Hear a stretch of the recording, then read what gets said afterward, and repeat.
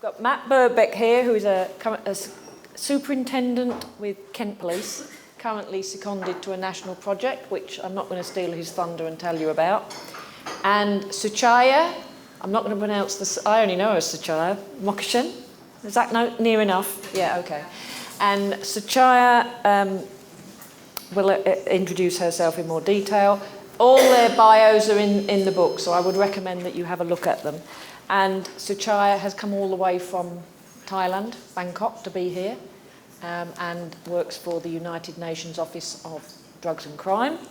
And we have Chief Superintendent Manjit Atwal, Leicestershire Police, currently seconded to the College of Policing on the UK Policing National Task Force for Violence Against Women, but she has her own personal story to tell from policing.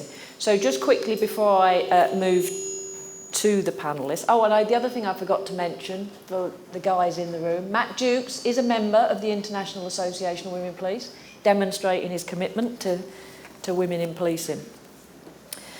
So really, I think what they're all going to share with you, for me, sums up as when we're trying to encourage, or we're not trying, we're encouraging police organisations globally to be more gender responsive.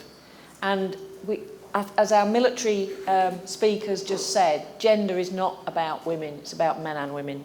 So I'll just share with you quickly a definition of gender responsive policing.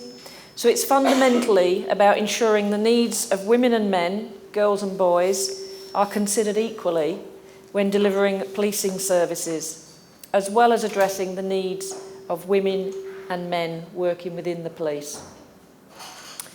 And the other thing for gender responsiveness is it's not about pigeonholing women in the police into roles that only deal with women and girls.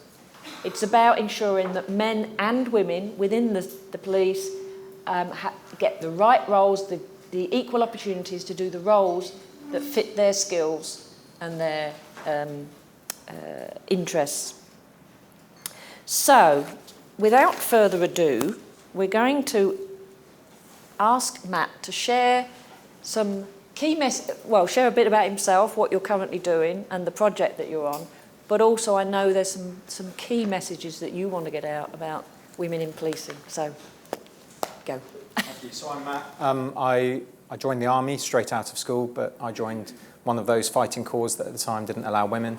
But after that, I went into the National Crime Agency and the police, and I'm probably relatively unusual, certainly within my force, that most of my line managers or mentors throughout my policing career in particular have actually been women all the way up through the ranks until about 2 years ago.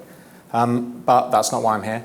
I'm currently seconded to the National Productivity Review, commissioned last year by the Home Office, and we were sent out to have a look at how can we make policing more productive, essentially in terms of the definition, how can we get the best from our limited resources, how can they deliver the best policing service possible. And you know the backdrop of all the challenges that are facing policing in England and Wales in particular at the moment. And we were asked to identify and deliver some tangible improvements to the front line. All of them are rather dull and bureaucratic and so on, but while I was doing that work I did come across a lot of other national data and changes and opportunities, and that's what hopefully I'll be able to share with you today. As an example, we were looking at how can policing make better use of technology, using robotic process automation to assist us with speeding up vetting processes, which of course is one of the kind of key things we need to try and deliver in the post-Casey world. However, one of the things we discovered while we were doing our work is just how much the policing landscape's changed in the last 20 years. 20 years ago, 80% of our crime that a police officer would come across was only three things: theft, criminal damage, and burglary. It's completely different now. That same 80% covers violence, including domestic abuse and all the related offences. Theft, still there. Fraud, stalking, harassment, and public order offences, which will include all of your kind of online offences like malicious communications and threats to kill. So what an officer needs today is very different. They need specialist knowledge in particular types of crime, disclosure and how they push things through the court process, and digital skills. They need interpersonal skills so they can optimise their interactions with the public, because this is how we need to maintain and enhance trust and confidence from the public. And then the individuals also need confidence and the ability to support vulnerable victims. So you might argue a very different set of skills to what stereotypically you might have thought a police officer required 20 years ago. We also did quite a lot of work on workforce. 77% of our budget is spent on our people or the associated costs. And if you accept, which I think you have to, that people are key to our productivity, then there's a few kind of key pointers that you're pulling out from that. We have to have diversity of thought and experience to make the best decisions and get the best outcomes, and I'm sure I don't need to tell you about that. Although we were unable to track active data through it, we do know that legitimacy is key to police productivity. We simply cannot identify, prevent, and then prosecute crimes if people don't tell us and provide the evidence. So if the community doesn't trust us, we cannot do our jobs. And obviously representing and reflecting that public in all the different formats that we've spoken about in the previous group is key to that trust and confidence and legitimacy. And then thirdly, from a productivity lens, you need the right resource to do the right job, whatever that is. And as we've said, that's changed over the years. So we need the right mix and the best people. And so policing can't afford to exclude any group because of our processes or policies, because of workplace culture, because of public perception and views that this job isn't for a certain type of community, and obviously any discriminatory behaviour. There have been successes. From a stats point of view, things are getting better. There's currently just under 250,000 police officers and staff, 147,000 police officers, and 51,000 of those are female, so that's almost 35%, the highest it's ever been. Even better though, 62% of police staff are female and 47% of PCSOs. And in January this year, we hit a new record of 40% chief constables. Police Uplift Programme, which was that drive to get 20,000 additional police officers, has been hugely critical to that. It was a success, A, in terms of recruiting 40,000 police officers to replace turnover and also get the uplift. 17,000 of those were females, so 43%, way above the national rate. And I've lost my notes, just as I got into the really griefy data. A notable increase on previously. We were in the 36% prior to the Police Uplift Programme, and then also improvements in all the other diversity groups as well, although not as great. But there remain challenges, which I'm sure we'll discuss, not least of which you'll note that the population's 52% women or 51% women, depending on what you count, not 43. So I'll stop there. Thank you. Yes, we will come back to that in more detail. Chaya, do you want to take this? Thank you. Hi, I'm Chaya. I'm Border Management Program Officer for UNODC, currently based in Bangkok, Thailand, and I'm Thai. Thanks for having me representing voices from the ASEAN region. Prior to joining the UNODC, I was in law enforcement in Thailand. I was a special case officer at Department of Special Investigation, or some might call the Thai FBI. I joined the force when I was 25, relatively young. I was so keen, ambitious. I saw myself in law enforcement and I wanted to climb up the rank. After 7 years, I left the agency. It wasn't because during my final 2 years, I was working on online child sexual exploitation case, witnessing heartbreaking story and cases. It was not because every operation, some of my male colleagues would come to me and say, "No worry, we'll catch the criminal and we'll look after you." And it wasn't even because my superior, my officer, supervisor, despite acknowledging my competency, he would say, "Investigator job is not for women." This experience did not discourage me, but what truly led me to move on was the absence of the straightforward career path for women within the organization. I questioned, if I were to give all I have, how far could I go? Could I be able to rise into the senior position and leadership position? I did not have female role model. I did not see a female chief.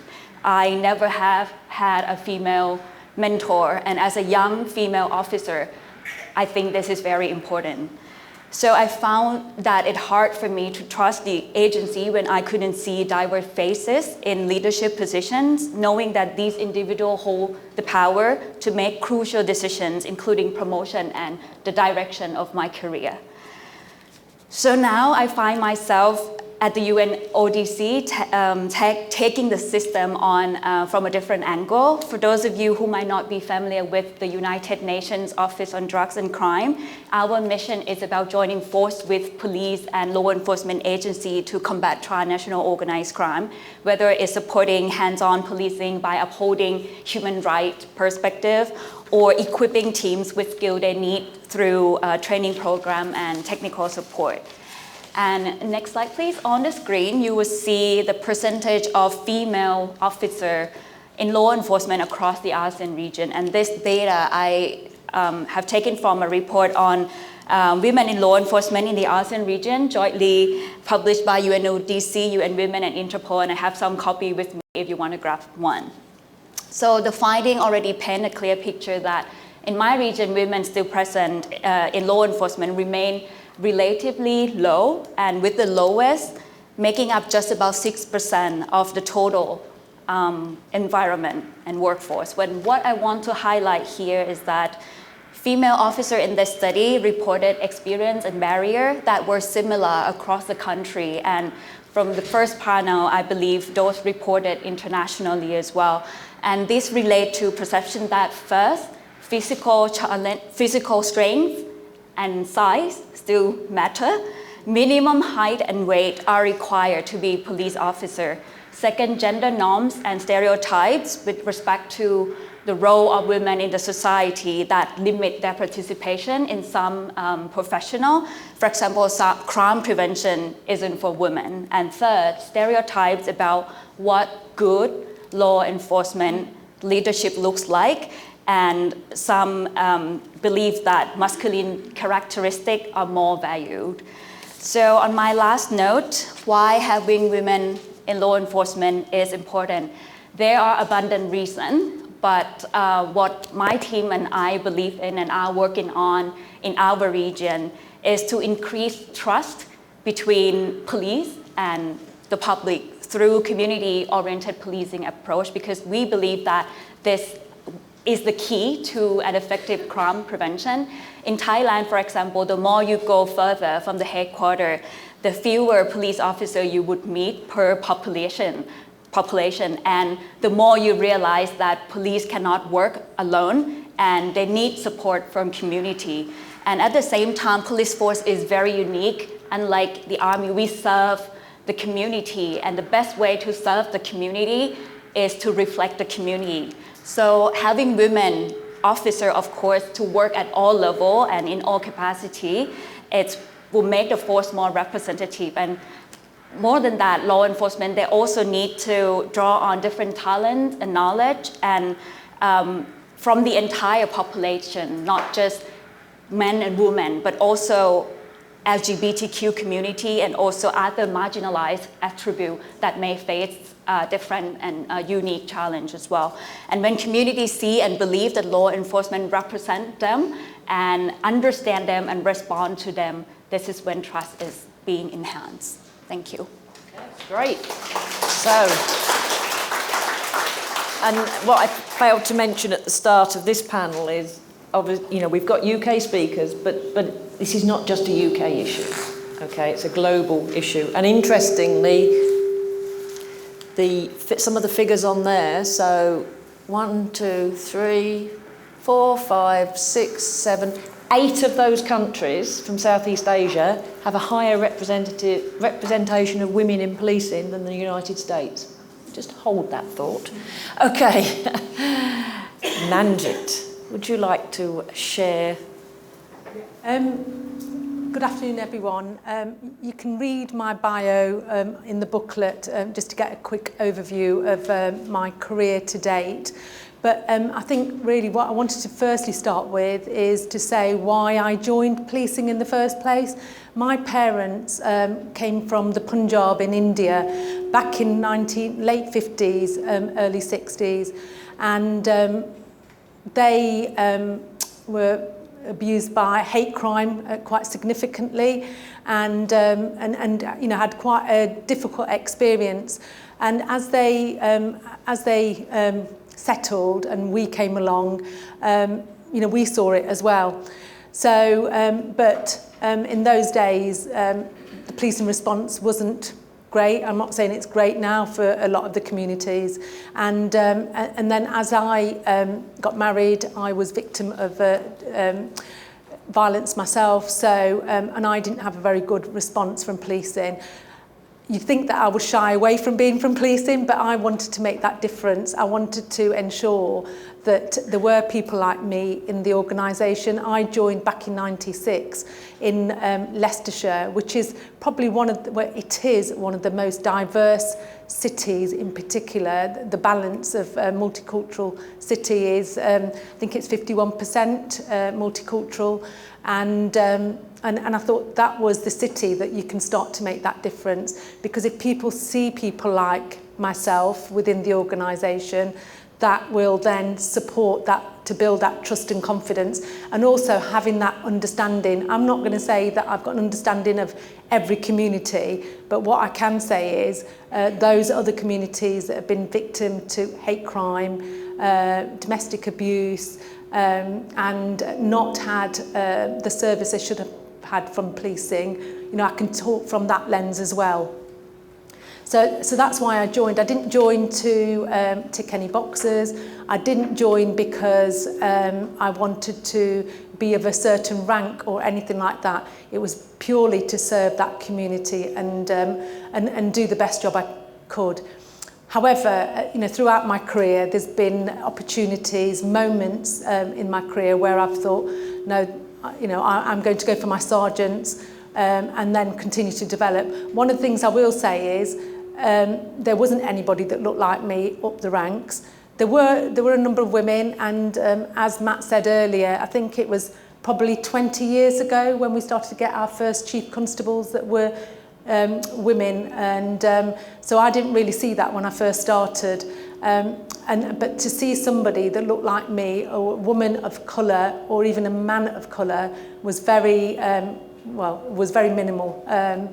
It does have that impact on you, because you feel then that you can't actually make strides, can't make that difference, because nobody really understands where you're coming from. Sometimes that's about the way that you learn, the way that you've been brought up, the way that you've been made to think about females and males as well. But I will say, and I think my colleague said it earlier in the first session, it's about having those allies, men allies throughout. And I know we'll talk about policing and we'll talk about the Casey review. But what I will say is there's a lot of great men allies out there that will support. And we shouldn't lose that momentum either. And without those men allies, some of us wouldn't have been able to progress to where we did. So I am the highest ranking woman of colour from a South Indian background. Previous to me, and the reason I went from a sergeant to where I am now is there's one female, she was a superintendent in Derbyshire, who I met through the work I did in counter-terrorism. And she gave me the strength to and support to continue. She's the only woman from a South Asian background, Indian background, that's made it to Deputy Chief Constable. We still have not had any woman of colour that's made it to a Chief Constable. So my legacy, because I've got a year or so to go, my legacy is I'm supporting, trying to develop, coach, mentor a number of women, not just locally to my force, but nationally as well, so that I can support those women, because one day I'd like to be sat on my armchair to listen to a woman of colour to say that, it's great to see that, because to have that intersectionality, to build that trust and confidence, that's what we need. And otherwise, if you look at last year's stats, particularly from those from black communities, and the trust and confidence in policing, it was 2%. And whilst we've had the Casey review, we've had the sad death of Sarah Everard, people forget about others as well. The two sisters that were killed horrifically were missing. The police did not, do the initial inquiries on that as well as they should have in the first place. And it's took the family to start to really push it and to find them, and then to find that they were then WhatsApp grouping each other about the deaths themselves. And then there's the media. The media seem to report on women that are from white background. You don't see them reporting about victims from black minoritized communities. So apologies, when I was asking the question around black minoritized ethnic women within roles, I think it's really important, because if you don't understand it, you haven't got that lived experience, you don't actually see it. So I see that in the media as well playing out. So hence why it was really important, the role when it came up for violence against women and girls at a national level. I applied for it because I genuinely believe in making that difference. And apologies, I know I've gone a bit too long, but that at national level, that's around trust and confidence. It's about pursuing perpetrators, and it's safer spaces. And we do concentrate on women and girls because that's where we need to really build that trust and confidence, and particularly after Sarah Everard and Nicole and Bieber Henry as well. And a number of others numerous others that we could name, because that was about a serving police officer that committed a horrific crime, but also those that continue to with the misconduct around Bieber and Nicole as well. So we have to build our trust and confidence internally as well as externally. But I'll leave it at that, because I think I can answer the rest later. Yeah, it's great, because there's some real passion coming out here. And I also, as a previously serving police officer myself, I retired as a senior officer. I think at my retirement when you do your little speech, someone said I listed the key role models for me through my career, and the ones I aspired to follow. And again, they were all men. So, we need to be in partnership all the time. So let's fire some questions, and we'll have some discussion. I've got to ask them myself first, and then I'm going to come to the audience for questions. This is keen. Hold that thought. Okay, so Matt, you've shared the changing in policing. You've mentioned some of the successes, and so obviously things are getting better. But by that token, have we no risks on the horizon? What an unexpected question. So there are three key areas I think that we need to worry about in this space. The first is the financial situation. Police forces are constrained in their budgets, obviously, and they are also constrained by their officer numbers at the moment. And this seems to be a general political point around maintaining officer numbers. So if forces are constrained by their officer numbers, then the risk is they use that as their main tool to deal with any resourcing challenges. And while whatever the problem might be could be dealt with more effectively, be it investment in technology, be it use of police staff or designated officers, a non-officer resource essentially, they are unable to do that at the moment around the budgets. So one of the risks is that they start to cut police staff, and then, as I told you earlier, by far and away, the percentages are better in police staff, PCSOs and designated officers, i.e. designated police staff. So if we do start to cut police staff, which we call decivilianisation, sometimes in policing, the risk is that will significantly negatively impact on women more than others, and no surprise, other minorities as well, because they are broadly in that category. The second risk is around there appears to be a gap in first and second line supervisors. So I told you those recruits coming in are at 43%. We have 40%, or it's not quite that anymore, at chief constable level. It's much more like 25% at first and second line supervisor among the officer ranks, with similar issues around the other protected characteristics as well. So are we going to see that reverse bubble, as it were, coming through the ranks over the next 10, 15 years? And does this ask a different question? Were we better in the past at supporting female supervisors? And then the third issue is around attrition rates, and that was mentioned by our military colleagues as well. So it used to be the ageing workforce was the primary cause of attrition, people retiring.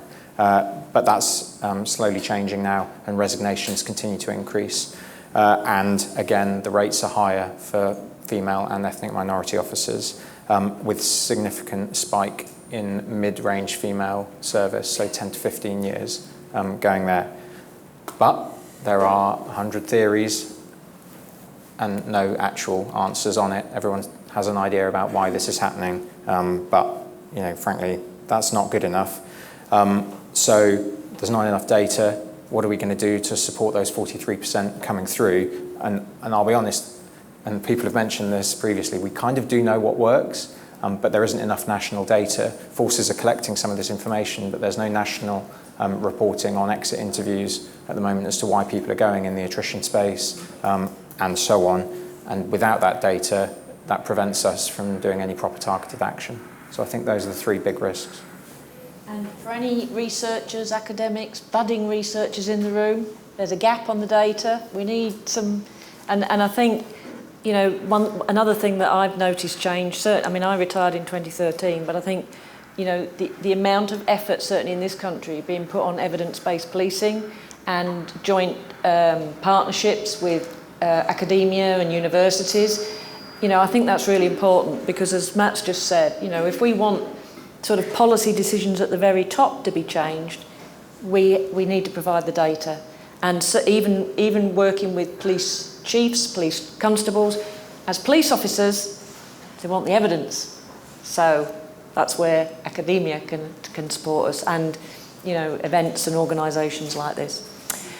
So, and did either of you have any comment on future risks just before I move on to the next question? No.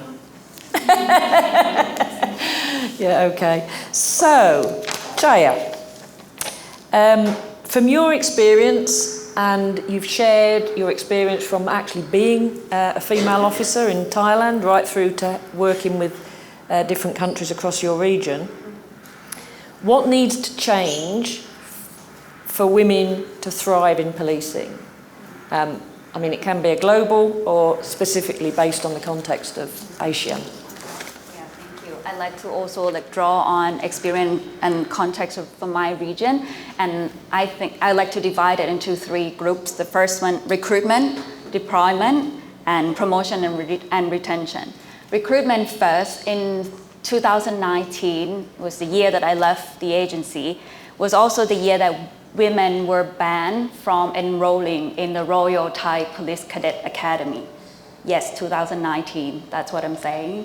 And speaking of what Matt was saying, that if things don't change, there have some potential risk. And in this case, the risk are that it has taken away the hope and dream of those women who want to join police force, and also taken the hope of the current police female officers, wondering how far can they go, what's their career option, and also the female and girl and women victims and survivors who might have sought support from female officers. And I like to start on recruitment, because I think it's the first step to toward a more gender balanced law enforcement.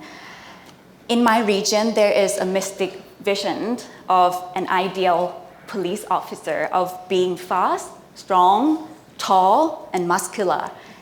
And this might sound cliche, but we still need to advocate that law enforcement is a career for all. And I think Singapore has a very good example, because in their recruitment campaign, they're saying that tackling a situation is about skills, not about strength. And I think that creates hope, and it breaks gender stereotypes, and also attract more women to apply. On point of deployment, women in my region often find themselves assigned to administrative roles. And while we understand that diverse skill set is essential, agency needs to ensure that women can and are encouraged to participate in a wide range of operational deployment, or what people call core policing. And I think this is one of the reasons how we would keep female talent in your organization. Because when she sees that she can develop the core business skills, the professional skills and confidence, and use that to grow her career, she will stay. The second part under deployment, as a border officer, I travel to remote and rural area in my country and the region. And there often lack facility and infrastructure. You won't believe it, like breastfeeding, pumping area, and childcare options. And we all know that having women positioning at the border checkpoint is very important, right? But they need to be deployed without limitation at all. And I'm sure that there's a lot of women out there who are willing to work at the border if there are supportive facilities and infrastructure, and that she doesn't have to choose between work or childcare responsibilities. And on my last but not least point, promotion and retention, first and foremost, she needs to see a clear career path. And in that, I mean she needs to see that if she wants, she can get access to core policing area and receive technical training, and that she can break the ceiling and climb up to the top. And also, of course, peer support from both male and female officer, mentorship, crucial, very, very important. And it's very, very essential that the lady see that she can build a career in law enforcement. And beyond having a network for women, I think we also need to create a safe and welcoming space for male officers as well, where they can come and be vulnerable and share ask whatever that they cannot share within their force.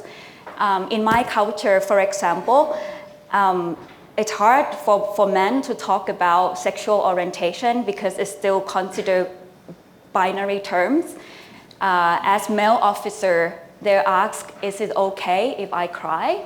So I think it's very interesting to create this space where male officer can be vulnerable, and because when they understand this, they understand the total concept of gender norms and stereotype, and that create the overall improvement of the performance. So thank you. Great. And I think, bringing out that point again that we're hearing continually, it's not just about numbers. We've got to make sure that policies, procedures, the culture, the infrastructure, everything is supportive for men and women. And certainly some of the successes in the UK that we've championed for women have benefited our male colleagues as well. So that's really important, and the communication of that is important. Manjit, what I would like you to share is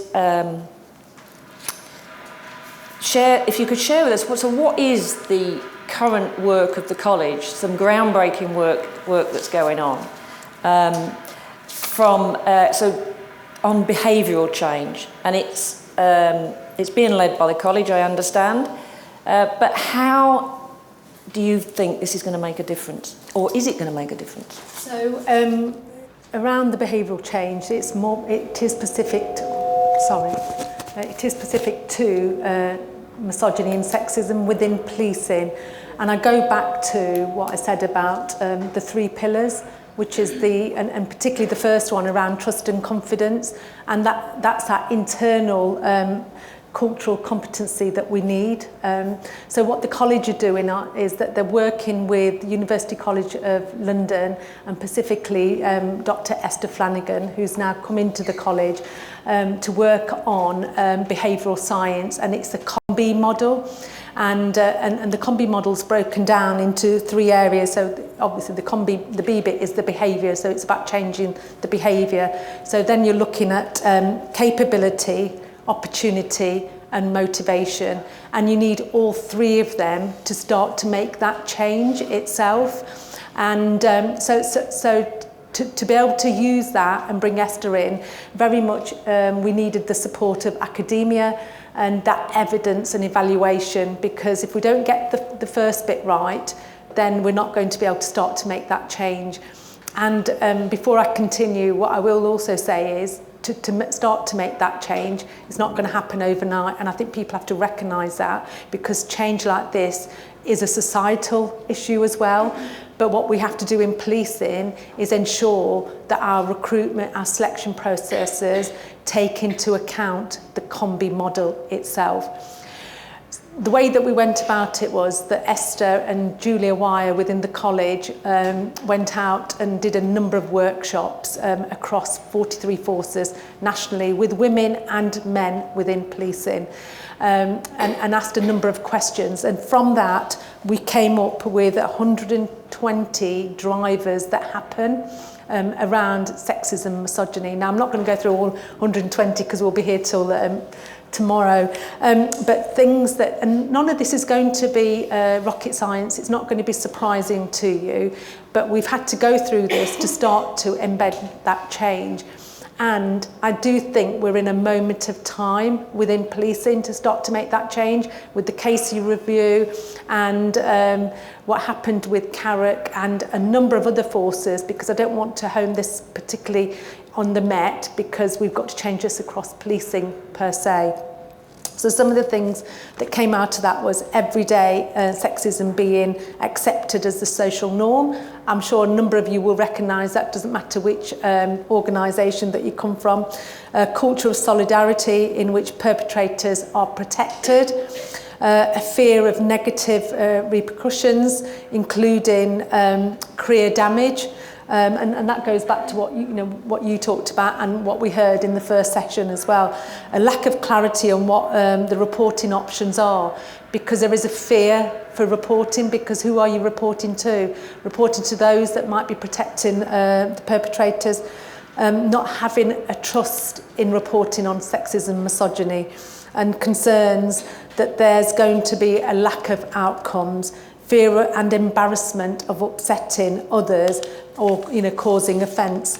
So a good example on that is somebody new joining policing, having been through their training and joining a shift, and the shift banter for a start, which has already been accepted by all those that are on that shift. So when that individual comes in, they might find it uncomfortable to start with, but it almost becomes the norm. It's part and parcel of that culture.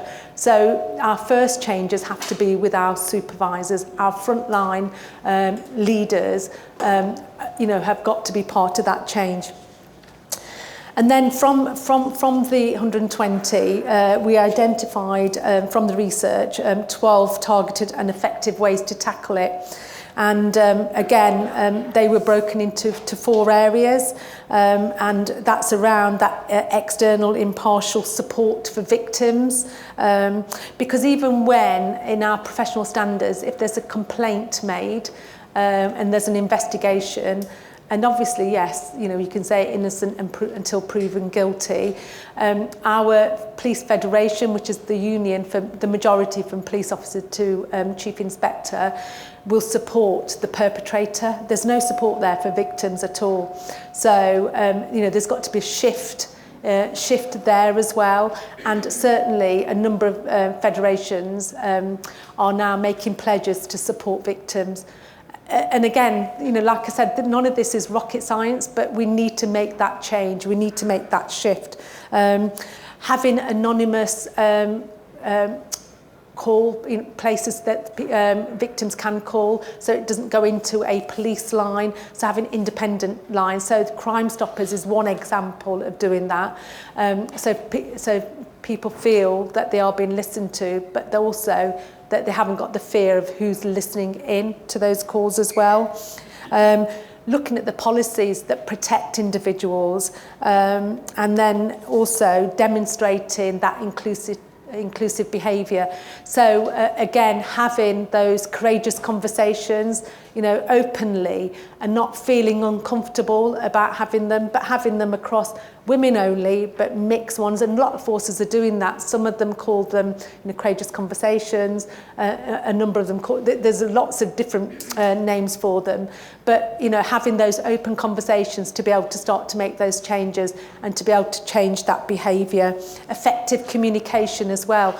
So, for instance, when the Casey review was completed, or you know, all the other incidents that I've mentioned, the first thing is there'll be communications that are put out by policing, you know, at national level, but at local level as well. And who monitors that? Because not at local level. There might be something that comes out from the National Police Council, but you know, you've got to localise that to your own police force as well. So we're going to be doing some work around, you know, the communication, the lines of communications, because I've seen messages where chiefs have said, you know, the message that's gone out is not happening in our force. Well, you know, sorry, that's not the case. You know, so it's just changing that stance. So we've got to ensure that we work with our leaders at the top, but also our recruitment is correct. Our vetting is appropriate as well, because we've got to make sure that it, like my colleague said before, it's not a numbers game.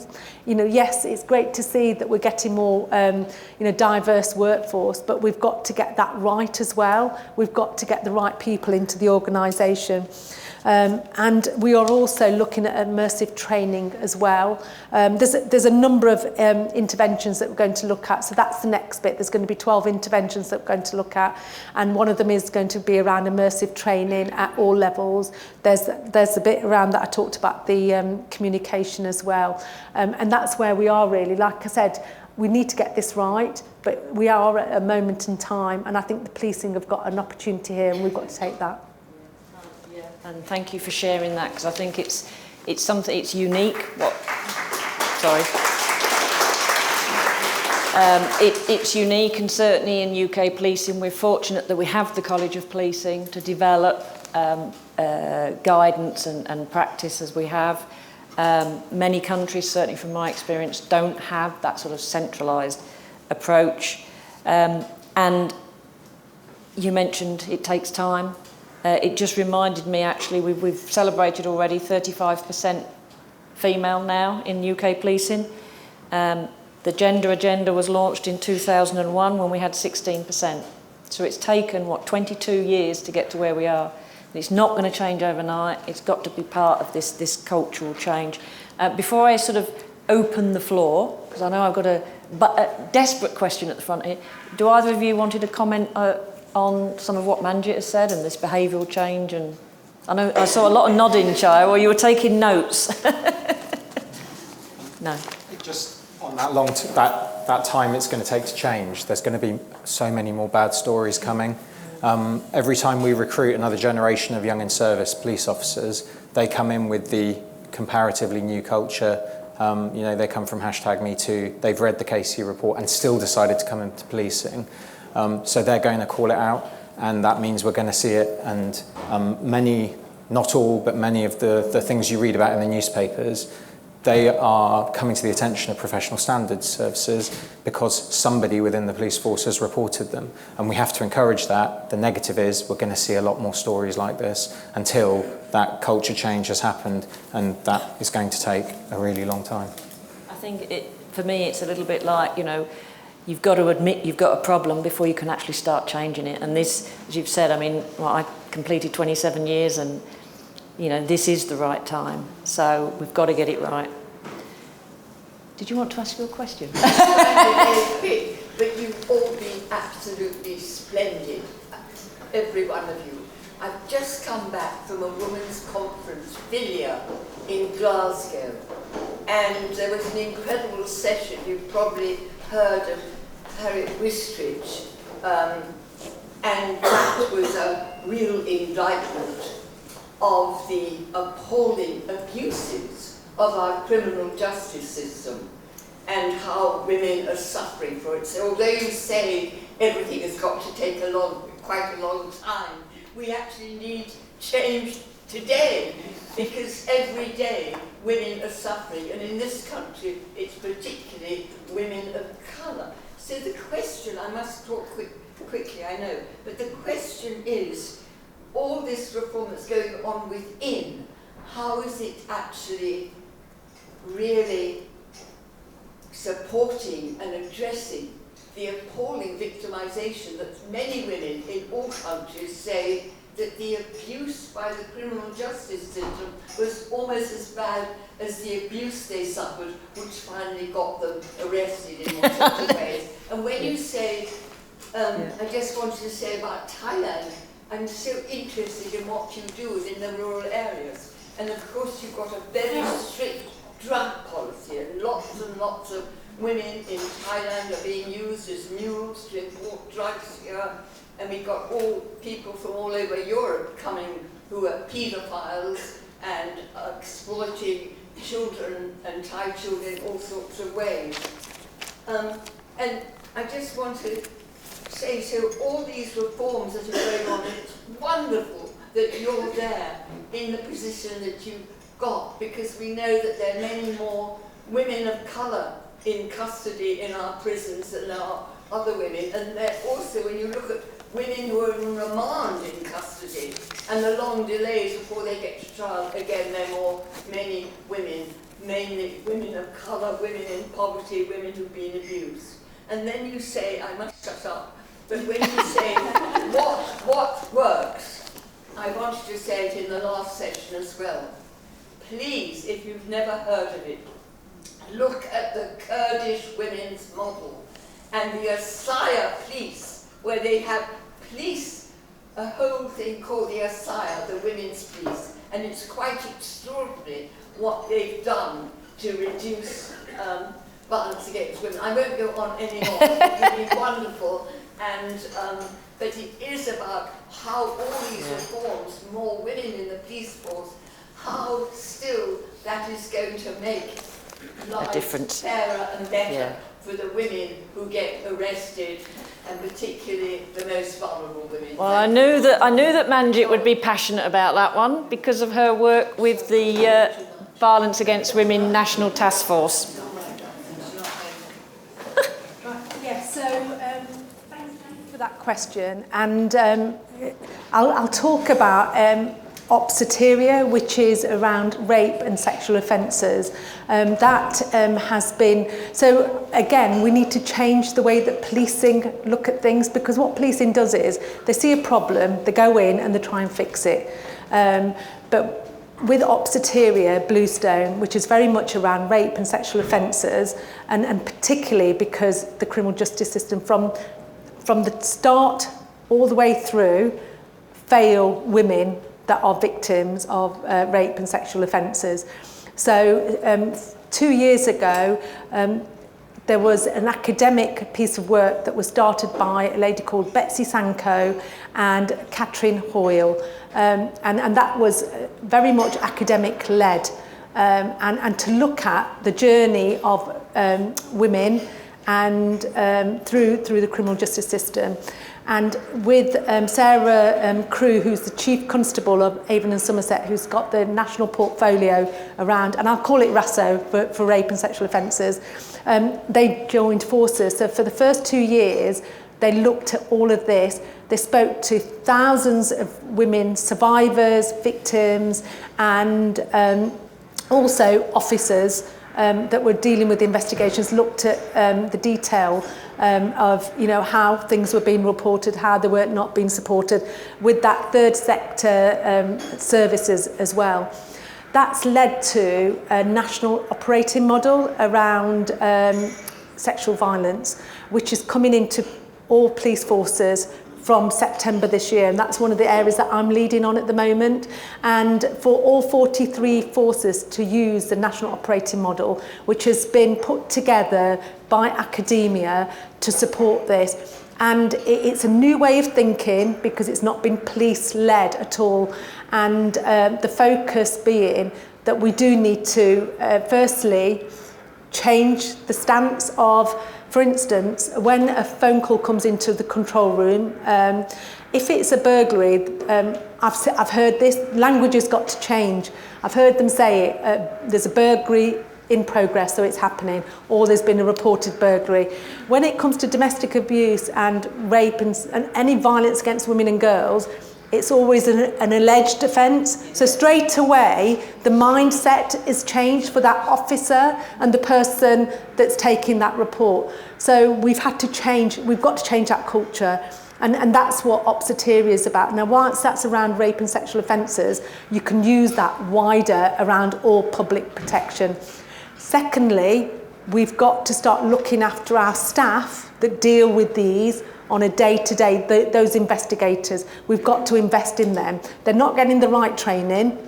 They've got that many investigations and they're falling down themselves. So there's a piece around looking after our staff, because if you look after them, the experts that do those investigations, and actually they feel that they're seen as professionals in their field, they will do a better job, but we need more of those individuals. We recognise that as well. Then there's the bit around pursuing those perpetrators. So being suspect-focused and victim-centred, instead of being victim-focused, so asking a woman why she walked down a certain way, why she was wearing what she was wearing, why she had so many drinks, changing that whole stance. So if you go onto the College of Policing, you'll see an investigator's journey which has come from those 2 years. That's where we are at the moment, but that is going to make that shift.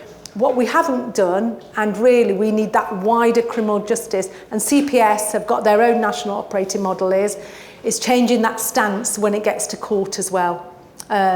Because that's where we've got to make that change. And I can give you a really good example over the last 3 weeks of a case where a woman was kidnapped, sexually assaulted by a group, and they were all arrested. An investigation that went on. First time it got thrown out of court, it went back into court again, and they've all got 10 years for the kidnap, but the sexual offences haven't been dealt with. So there's got to be a real shift wider than policing, but we've got to start at that beginning, haven't we? And we've got to make sure that we give the women the right support as well.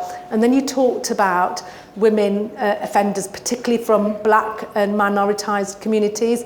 Again, we've got to start to understand that victim-centred and listen to what they're saying, because I've heard so many survivors talk about how they've ended up getting arrested because the man in the house has come over quite plausible, and they're the ones that are screaming and shouting because they've probably lived with this for years, and that's why we've got to make sure our frontline training, is focused in that way as well. Okay. Hands up, any other questions, or have we got any online? Have we got an online? No. Oh yes, there is a hand. Hang on, I think you need to wait for the microphone. She's coming. Sorry, I don't know if it's going to come out as more just like a statement than a question, but I'm new to the job. I'm just under 2 years in as a police officer in the Met. And obviously there's a lot of talk about retention and sort of like staff wellbeing. Obviously we're hitting quotas of new recruits, but like my original class of 30 before a year mark, I think 10 have dropped out. And as a new officer, it feels like there's very little engagement with us, and say PCs in particular, from senior leadership. And obviously they're dictating policies and trying to make the workplace better, but there's no actual engagement with us about what it is that would make the workplace better and keep us in the job. So I just wanted to really, I mean, it's probably not a pronounced question, but what your thoughts are on that, and why there's no real sort of like group set up where maybe like chief inspectors or higher would come and sit and just have an open chat with PCs. I think in the last year I've met my chief inspector once, and anyone higher than that's never come in for anything. Can I just ask you a question? Yes. And this is a bit mean, really. Okay. Is your chief inspector male or female? She's actually female now. Now? Oh, sorry, no, I switched from like response to... Oh, right, okay. No, my chief inspector before was, I think, a male, but I never even met him, so I wouldn't really know. Oh, right, okay. Now is female. Okay. I mean, I asked that question because as a chief inspector myself, I actually used to make that effort to go and sit, and I found, certainly through my career, that the female leaders tend to be the ones that will just sit. We used to have canteens way before your time, but they are the ones that would go and have a coffee in the canteen and just listen to what was going on. I'm going to come at this end first. Comments? Yeah, I mean, in my force, the chief inspectors meet every 5 weeks with the officers under their command in some form or another. Depends on the command, but frontline, you would expect that. I think the scales in the Metropolitan Police are significantly higher. I know that, you know, I might, at one point, the most I've ever managed is 300 as a chief inspector, and I know it gets bigger in the Met, but you're not asking an unreasonable expectation. The counter will be that is the organisation creating the space for them to do that? Is the organisation expecting them to do that? And I guess that's and then the other bit that I was saying earlier is, you know, like you said, we're losing a lot of people in the first 24 months. So why? And as I said, everyone's got an answer. Oh, we're recruiting the wrong people. Oh, they're not fit for the job, you know, etc. Or is it something about our systems, our processes, our engagement with our officers and staff that's causing that high turnover? And we don't know because we're not nationally collating the returns and we're not engaging with you throughout. So, I think, yeah. Just make a comment and then ask Chaya, because one of the things, certainly in my international work, and I thought about it when our military colleagues were speaking earlier.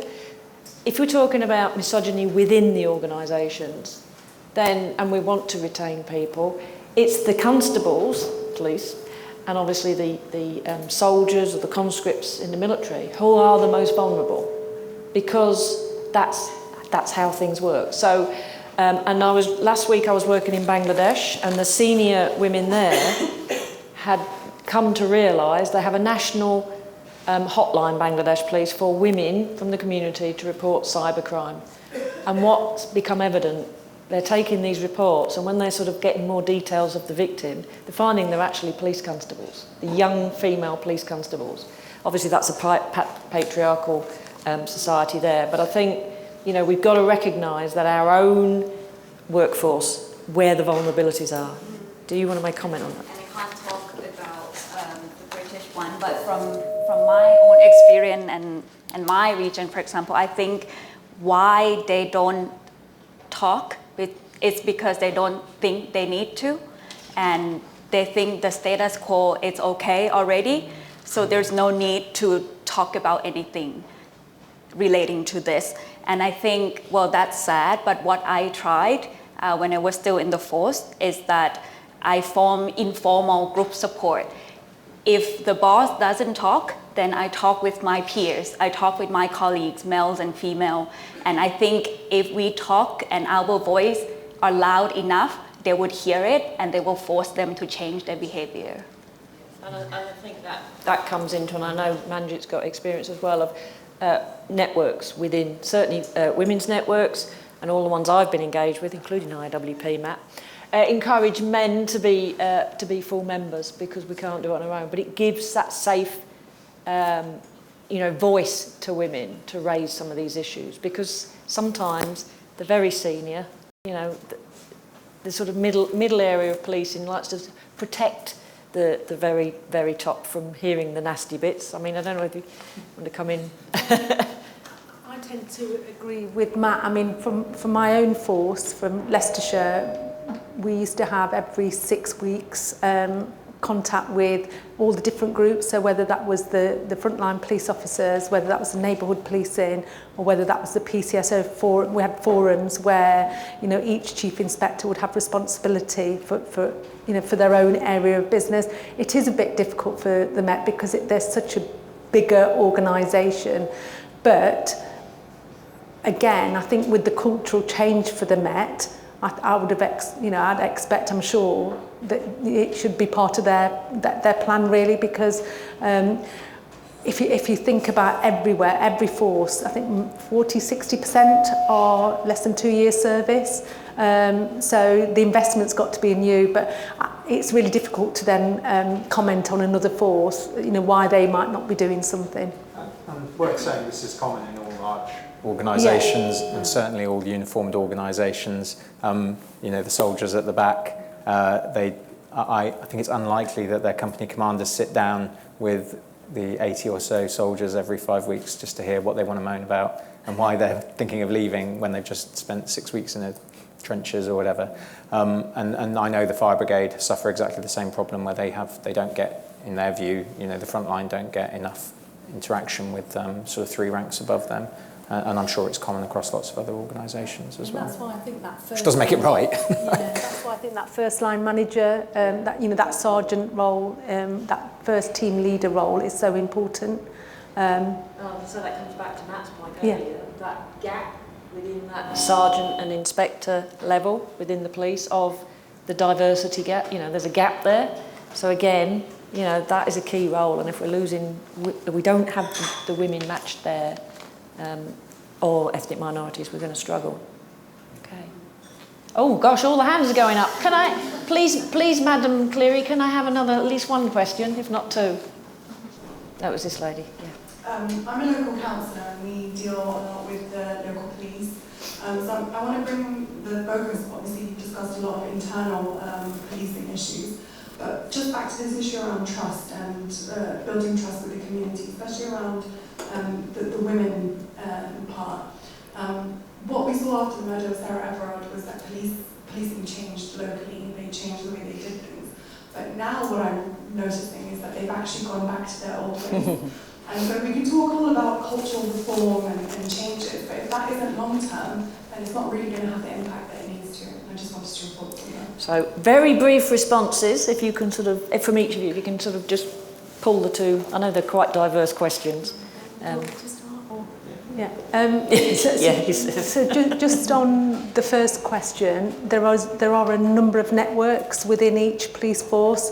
I can't speak for every force, but certainly, there is a Black Police Association. There's a women inclusive network as well to support women. And also, over the last year, we've set up nationally, and it isn't a network, but it's a group of executive women at all different ranks and across police officers and police staff for women of colour in policing to support, not just at that national level, but bring women together to be able to share and support them. And then the opportunities are around coaching and mentoring, so just make sure that you consider that as well. There are opportunities, but sadly, I would say you almost at the beginning, in my force, what we do is when new starters come in, all the networks do a half a day of introducing themselves, and we also offer that support of coaching and mentoring. But again, it'll be different in each force, but there are opportunities within each force with their own networks as well. And take them, as our military colleague at the back said, don't be ashamed of it.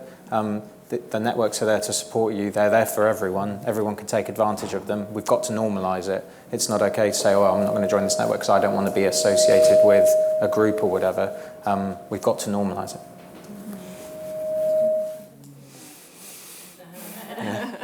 Now the big question. Okay, but no, that one is easy. For you, No, and it is easy, which is that this is why we've got to keep changing the pull through of who we have in the police forces, because somebody mentioned earlier about those sort of gender norms or stereotypes and drifting back to old ways, and the only way we're going to change that is who we have coming through, who we have making the decisions, people with different experiences, people with different approaches, who are going to look at things differently and who've maybe experienced being members of the public outside in the last 2-3 years. They're going to come in and they're not going to accept the status quo, and that's what we need. Yeah, and just further to that, you're right, we talked about the internal bit because we were talking about misogyny and sexism, but under violence against women and girls and the pillars again, each force has got their own action plan. And they've had the action plan since January 2022. So you will have probably seen that drive at the beginning. However, most forces, when we look and what they have to deliver those plans at a national level, so we can look at what's working in places as well, and that promising practice as well. And there's some great ways that women are being engaged with through policing. Some of it might be through groups. Some of that might be survivor voices, and also some of it, and I know the Met do it, where they do walk and talk and the chat and go through those safer spaces and trying to try and engage in that way as well, and there's no reason why any force will have stopped doing that, because we continue to look at everyone's action plans, and like I said, and we share across 43 forces to save time and funding, that we share that promising practice across the board as well. So it shouldn't have really changed, and if it has, it's quite really disappointing to hear that you are seeing that shift, and I'd be going back into your force and be asking why that has changed. Okay. Don't want to keep you from your cake any longer, because I kept seeing them coming through the door and they look lovely. So I think summarising that, what we've heard, change doesn't happen overnight. Some of us in the room, including myself, have wondered, we've been wanting change for 30 odd years and we're still waiting for it. But I think we need to focus on the point that Manjit made. Now is because of some of the horrific things that happened, now is our opportunity, and we've really got to make that work. And actually picking on the point that the young in-service officer made about having that voice as a young officer. Again, as women, whether it's in the military or in the police, we have to have a voice. We've got to have a voice at the table, because most of the policies and procedures globally in policing and the military are being made by men, and they're not always deliberately excluding us. Sometimes they just don't know what some of our issues are. And so I'm just going to leave you with a quote that a colleague of mine from the International Association of Women Police came up with. And she said, we as female officers, we shouldn't have a seat at the table because we've been good girls. We actually should be there because 50% of the population are women.